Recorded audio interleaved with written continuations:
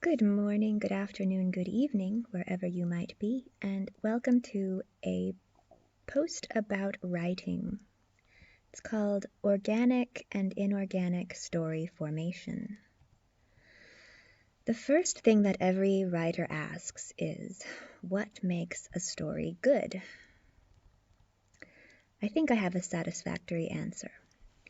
A good story has multi-dimensional characters and a flexible focal length that simultaneously creates tension and meaning over multiple length scales.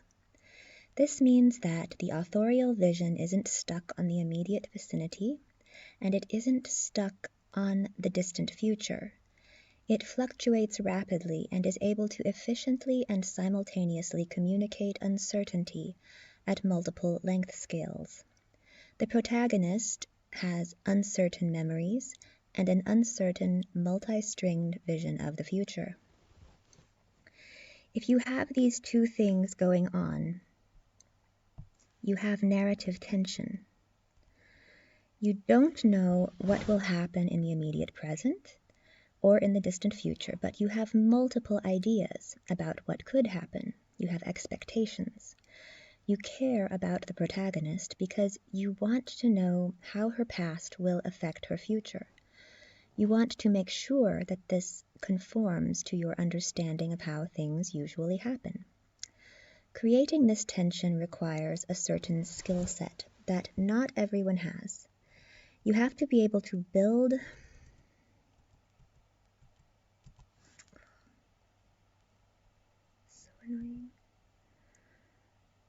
You have to be able to build a world in your head and navigate all of its characters and possibilities. Not everyone can do that. Many people compose genre fiction or fan fiction about worlds that have already been created for them. The pre-existing world allows the author to help the readers see further without much effort, functioning not only as scaffolding for the narrative, but also as a telescope for conveying meaningful information. Some people don't have the ability to come up with a story within a pre-built world, and they might take the outline of someone else's story and make it their own by filling in some textures and faces from their immediate vicinity, often boring the reader with attention to unnecessary details.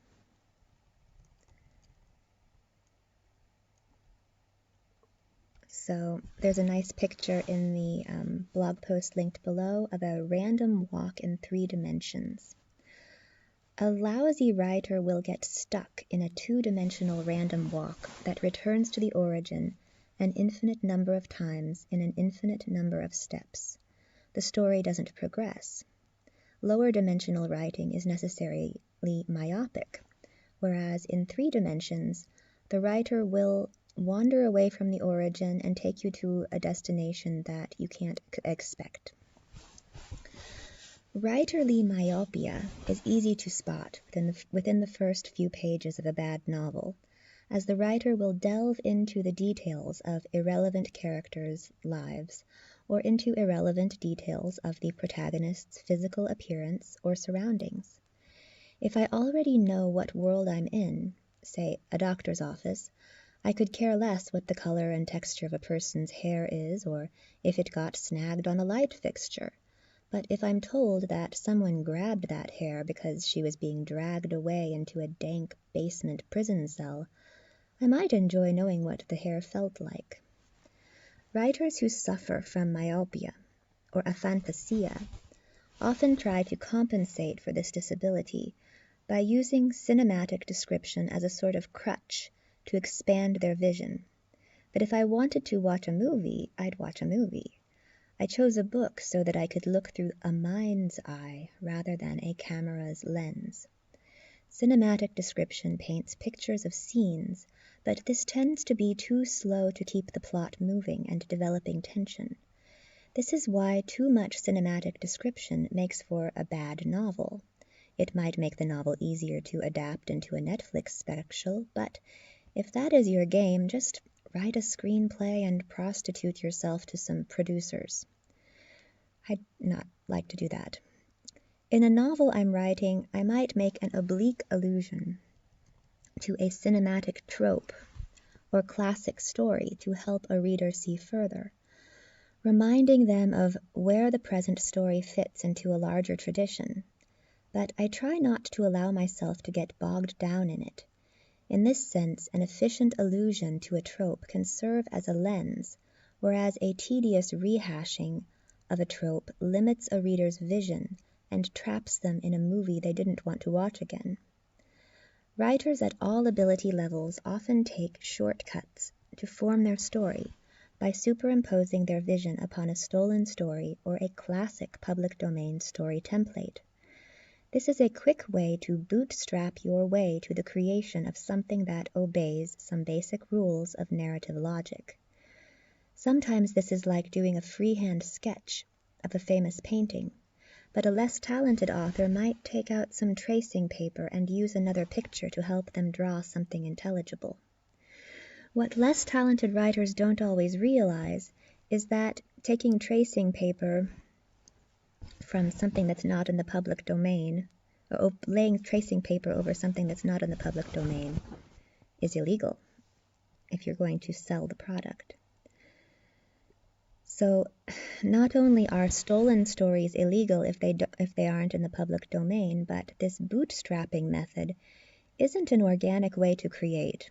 There is something synthetic about it, and this synthetic quality may be beneficial to the end product if your readers like plastic predictability or homage to classic works, but it may also be detrimental if your readers are easily bored by stories they've heard before. This all depends on how it's done. As in the case of microplastics, we don't want to get plastic bits of information, bad information, stuck in our brains because they hamper our ability to think. So I, for one, have a bone to pick with authors who habitually use templates. I like there to be a good reason for each choice, and using a template because it is easier is a bad reason. Good reasons and bad reasons can be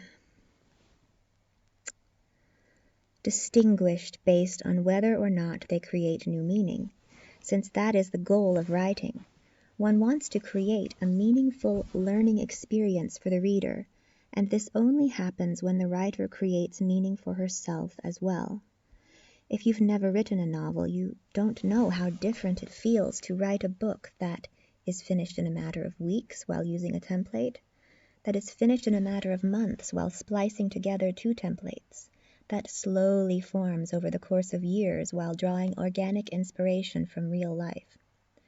To prove to myself that the people who've used my book as a template are stealing something of value, and that using a template makes writing a lot easier, I have used one of my plagiarists' books as a template, and I rewrote my book, their book, same template, with my own twist. So I engaged in some self-plagiarism. My first novel, My Adorable Apotheosis, was overly influenced by My first novel, My Adorable Apotheosis, overly influenced The Red Labyrinth.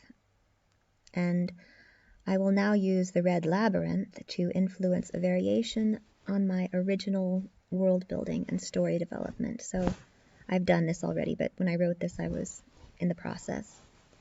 The resulting plagiarism of a plagiarized product, a plagiarized version of my story, will show how fan fiction is far easier to construct than original fiction, and that drawing a picture by connecting the dots is not the same as creating an original artwork.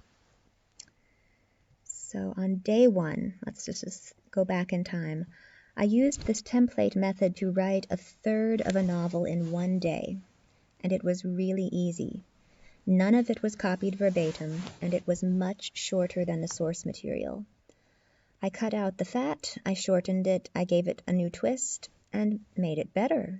Does that mean that the template or the intellectual property belongs to me? Well, since I was using my own template, yes, it did. But if I was really copying from someone else's book, I would need to get permission, Creative Commons or something. Day 2, I edited and polished the work from yesterday, expanding the page count from 80 to 110 pages. And now I dig into part 2 of the novel. Because I'm running out of ideas, I will cover the same basic story, but from a new perspective. And I plan to repeat the process for part 3, so that I can write a 300-page book in 5 days, basically reusing the same template 3 times. So now day 3, I had to skip a few days of writing due to family engagements, but I was back in the saddle, and I was determined to finish this thing and win this little game that I've created for myself. Day 4, done. Ta-da! I uploaded the results to Amazon. I wrote a novel in less than 4 days. I had already built the world and the characters in my first novel, My Adorable Apotheosis, that took me almost 2 years to really finish. And by using the slightly shifted perspective assumed in my plagiarist's book, The Red Labyrinth, I was able to create a whole new angle on my original story. And sure, it's different, but it's still stolen. So what I wanted to show with this little game was how easy it is to rewrite a story that has already been written. I was essentially writing fan fiction of my previously created story, giving it a new voice, and it felt a lot like playing a jazz song that was written by someone else, even though that person was me. Jazz songs allow for improvisation, but the original author still has ownership of the right to record that song. Now I have a little clip of Ella Fitzgerald, the master, singing 4 different versions of a song that she had permission to record. And each voice she was using was different. It was different, but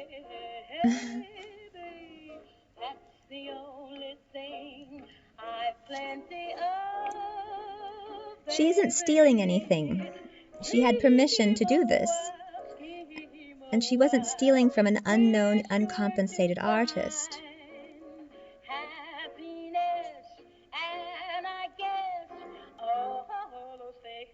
And the voices she was using were clearly attributable to well-known people. She was doing a homage. She wasn't stealing.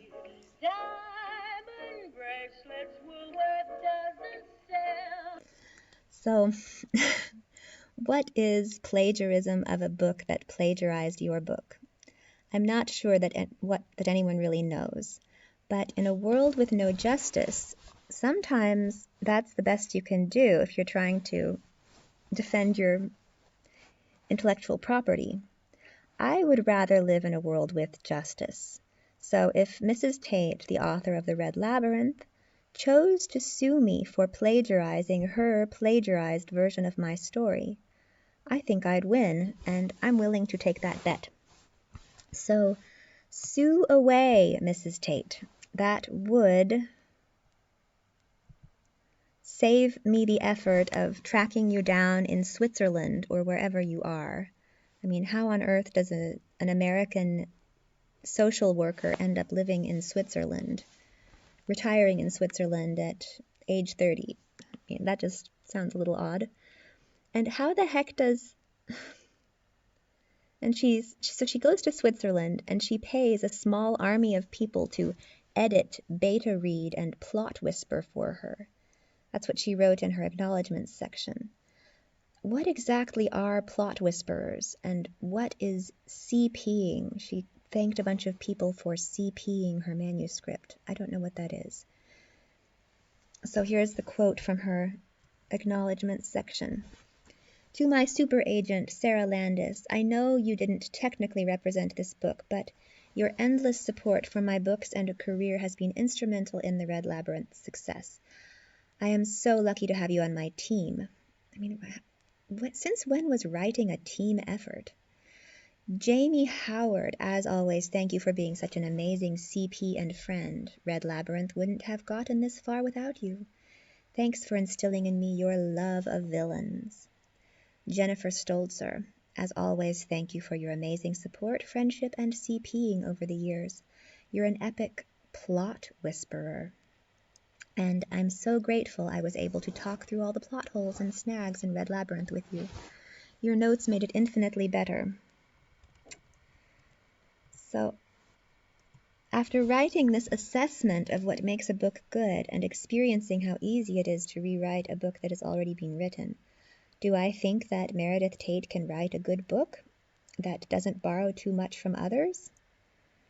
I mean, I guess so, but maybe, but it seems like she needs a lot of help. And she would need to have someone who would tell her to stop creating mashups of other people's material. I think this is relevant because she's gotten a contract with one of the major publishers. So she's been accepted into the fold. And there's this other blog post that I wrote after this one called The Many Faces of Alice. And I really did a pretty decent technical analysis of how her book was constructed by, the outline of it. And it's worth reading. So those are just the broad brush strokes. So she's stealing the broad brush strokes from others. But the fine brush strokes are mainly hers. She spends a lot of time on creating a scene that has a sense of time and place, and these times and places tend to spring directly out of famous movies like The Hunger Games, Twilight, X-Men, Maleficent, Matilda. So I got the sense that the structure of the book was stolen from my book, and there was also a 100-page segment that came from another novelist's book. So that's the broad brushstrokes. And then she was taking all of the scene work, the individual details, felt like they were taken directly from movie scenes. So she was watching a movie scene that she wanted to paint into her picture. So it's like the forward motion and meaning of the story has been taken from others rather than from her own life experience. And to a certain degree, creating a collage like this, I mean, it really pushes the envelope of what is acceptable. And I think that the amount she stole from my book was unacceptable. And I think the legal profession needs to create very defined boundaries for what is okay. So if I look at this, I see she's created fan fiction of, it's like a hodgepodge of fan fiction. And she's done this on her other books too. For example, her very first novel was very similar to Lois Lowry's famous book, The Giver. And I don't really think she adds enough to transform the meaning of what she's writing, what she's doing. So, I don't know. I just don't like that the industry is supporting this type of writing. I think they're thinking that they can make a lot of money off of it because it seems technically competent, but it's constructed, I think they need to put a stop to it. And so far, complaining about these issues to the appropriate people in the British and American publishing industry, for me, it's been like running into a brick wall. I've only gotten encouraging words from people in Germany, and it is nice to see that a segment of the world still believes in justice. The people in the publishing industry seem like they're living in a bubble where they think they're like quarantined or something from infectious ideas coming from outside, and I mean, they're delusional, and they're also delusional about the ethics of stealing from the people outside of their bubble. It's somebody's got to pop that bubble.